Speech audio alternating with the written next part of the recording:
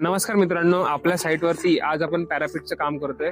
पॅरापीट म्हणजे काय असते की तुमचा जो सगळ्यात शेवटचा स्लॅब असतो त्या शेवटच्या स्लॅबपासून तुम्हाला जी सेफ्टी वॉल घ्यायची असते त्याला आपण पॅरापीट वॉल म्हणत असतो किंवा आपण त्याला सेफ्टी वॉल देखील म्हणत असतो.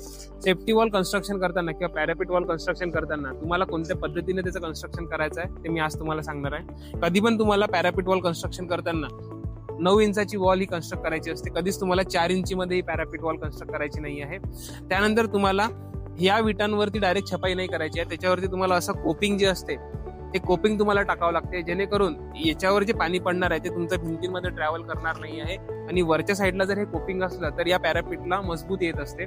त्यानंतर तुम्हाला छपाई करताना असे सगळे ठिये मारून घ्यायचे असतात. हे ठिये मारल्याने काय होते की तुमची जी छपाई आहे हे इव्हन तुम्हाला सगळीकडे फिनिशिंग मध्ये दिसते. आता बघा, आपण हे जे काम केलेलं आहे छपाईला आपण ठिये घेतले होते आधी.